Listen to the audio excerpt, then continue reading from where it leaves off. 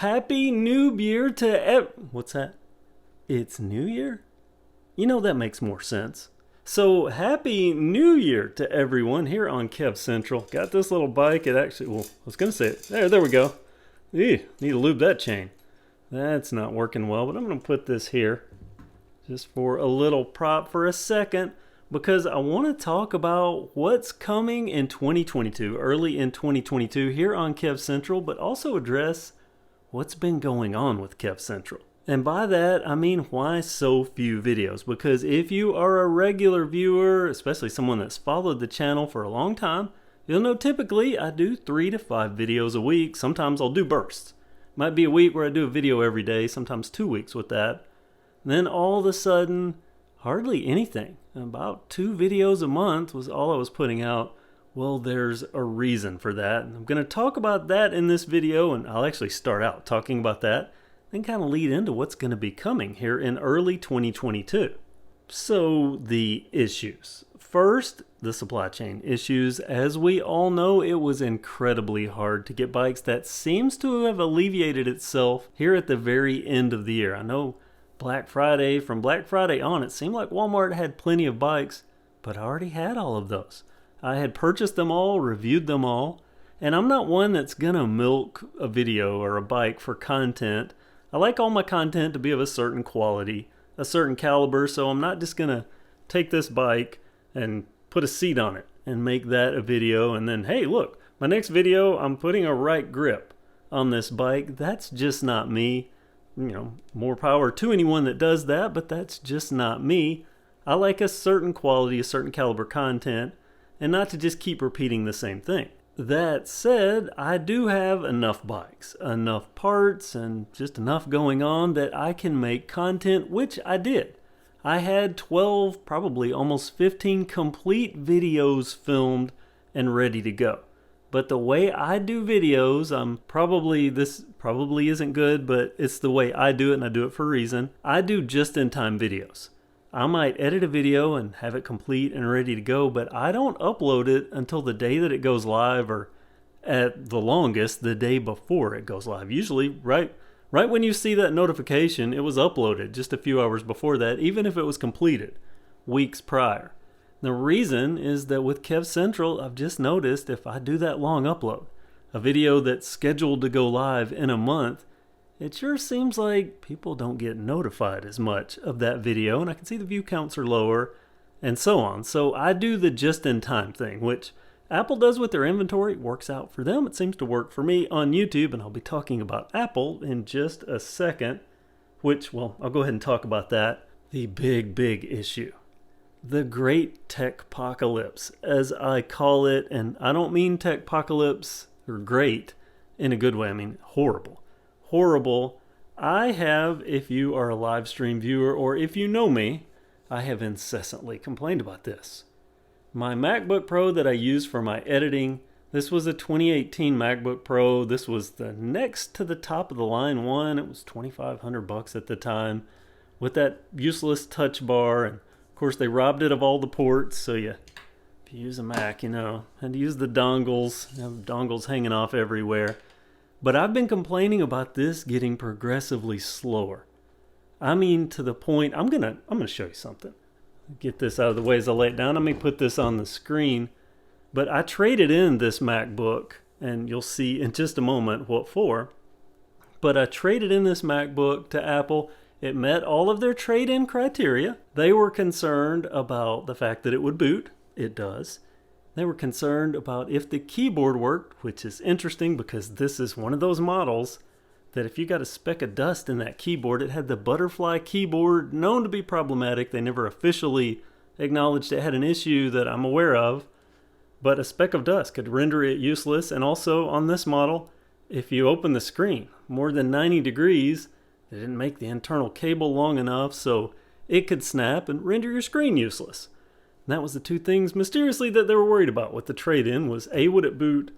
B, did the keyboard work? And C, was the screen in good shape? Did that work? Well, mine met all the criteria. They didn't ask if it was slow. Because mine's so slow, I'll show you. As I was erasing the drive before I sent this back, look how slow this is. Now imagine trying to edit video on a machine this slow. I click erase, there's like a 2-second delay, and then this gradual, almost slow transition effect. That's what happens when I'm using the machine. Surfing the web, doing anything, and really all I ever did on this machine, regularly formatted it, and always, just as a video edit machine, that slow, it would take me 8 hours to edit a 6-minute video. On top of that, I have a live stream computer, a little desk mini for Minis Forum that I use down in the bike barn to do live streams with. Well, you may have noticed I quit doing live streams. Well, there are 2 reasons for that. One, I ran into moderator issues trying to find a moderator, but also my little my little mini PC that I use for live streams down in the bike barn, it died too. Now, I only expected it to last a few months because I got it dirt cheap, and this box, actually the replacement, so I'll get that going again soon. So hopefully live streams again soon if I can find some moderators. But the absolute worst thing though is this. These, look at that one's dented, but these are my backup drives. 2 terabytes. I use 2 terabyte backup drives. 1, 2, 3, 4. The thing though, there should be 5 there. I have a 5th 2 terabyte backup drive. And as I record videos, because this MacBook, it's only a 256 gigabyte hard drive, as I'm recording videos, I put all the footage on these backup drives and then transfer them in as I'm editing those 12 plus videos that I had completed. Remember 1, 2, 3, 4, and there should be 5. Yeah, that 5th drive, that's kind of on me because I think I accidentally sent that along with my recycling one day. I had stuff all laid out in boxes, and I think that drive, it's gone. It ended up in recycling, so there went all this footage that I had built up over, well, really over 3 months. I think over about 5, maybe 6 months worth of footage and completed videos. So I am scraping right now, trying to get footage to get videos together, but I couldn't edit them, even with any of the new footage that I get. As a matter of fact, the last 2 videos that you saw, I believe I did one on an old MacBook Air that I borrowed, and one on the iPhone. And I'm sure someone's going to say, well, why didn't you just get a new computer? Since you do YouTube, you need computers and stuff. Well, why didn't you just get that? Well, you know, I've spent a lot of money.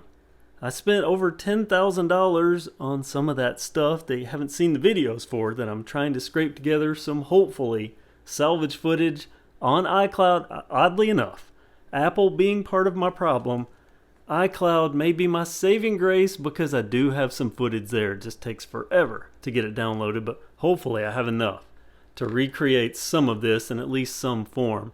But people ask, why don't you just buy a new one? Well, expenses. And these things are expensive.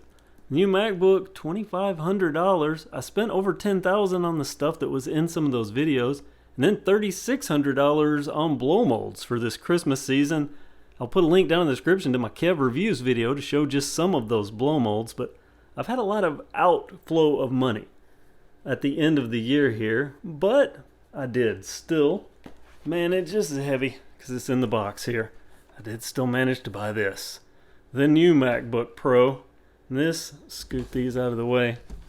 Probably not good for those. But this is the new 16-inch MacBook Pro, another $2,500 laptop, but double the memory, double the storage. Oh gosh, who knows how much speed. It's supposed to be like 70 or 80% faster. So I have that, it just arrived. So I will be getting this hopefully unboxed tonight, and if I can download some stuff off of iCloud fast enough, I will put out my first video for 2022, which is gonna be, and get this, the worst e-bike on the market. Now I don't want to start out on a negative note, and it's actually really not negative because I kind of like the bike, but as a purchase, it is, in my opinion, the worst e-bike on the market. So I'll cover that. Then I'll segue into, we've been talking about e-bikes a lot. E-bikes are coming whether you like it or not. But I'm going to segue into the argument where you get so expensive with an e-bike, or you get an e-bike that's so fast or does so much, or maybe doesn't even have pedals like some of them do. At what point does the argument start to tilt in favor of something else? And I'll make a video on that, or remake the video on that. And then I have something super special, which may come, now these aren't a set order. I do plan on that worst bike video being the first, but again, all this hinges on me being able to get the footage. But I also have something magnificent made in the USA. I can't wait for you to see this. I am so thrilled. So I'll have the USA bike, the worst e-bike, the what do you even need a bike for kind of video, and then we'll go into another project bike. Got a project bike that's practically where I want it to be, so we'll be looking at that. And also, I took one of my project bikes, one of those Ledge X2s. Yo, you may not know, I have two of the Ledge X2s. One that you've seen in project status. I stuck that bike outside. It has been in the weather untouched for 3 months. We're going to see how that fares. Because I've had people say these bikes don't hold up outside. I'm testing it out. Putting it in 3 months, we're going to take it out to the trail, see how it does. So much else coming for 2022 now that I will be able to edit again. So rejoice. And I really appreciate everyone that has been a subscriber, even with still only doing a couple of videos a month, still gaining subscribers. Regular click, gaining views. I really do appreciate it. I look for a great 2022 for us all. And also a few contacts in the industry already reaching out to me. It looks like maybe we finally turned the curve and we're going to start getting some new bikes, hopefully, for 2022. Some revisions on bikes. I'm telling you, this may be a good year for us. So thank you so much for being part of KevCentral.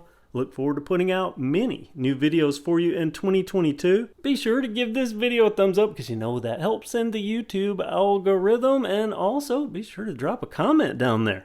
Feel free to wish everyone here at KevCentral a happy new year because you know we are one big happy budget bike family. Oh, and by the way, I also need to throw this in here. Part of that lost footage. This really burns me. I had followed with Dad's new RV. Now, Dad got that RV. I'm on the hunt for one. I actually put a bid in for one, I don't know how many days ago it was, this past week.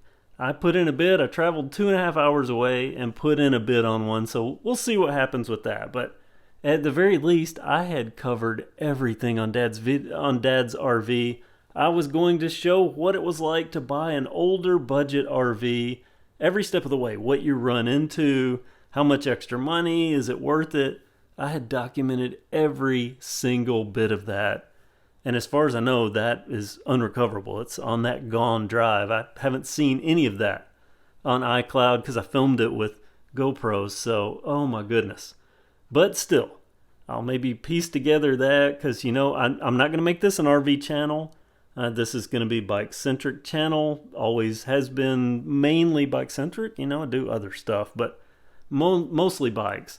But I am going to pepper in an RV because I hope to be out in it, maybe meeting some of you. Anyway, we'll see what happens. The sky's the limit, right? Comment below. Thank you for watching. Thanks for being part of KevCentral, and have a great day, and Happy New Year again.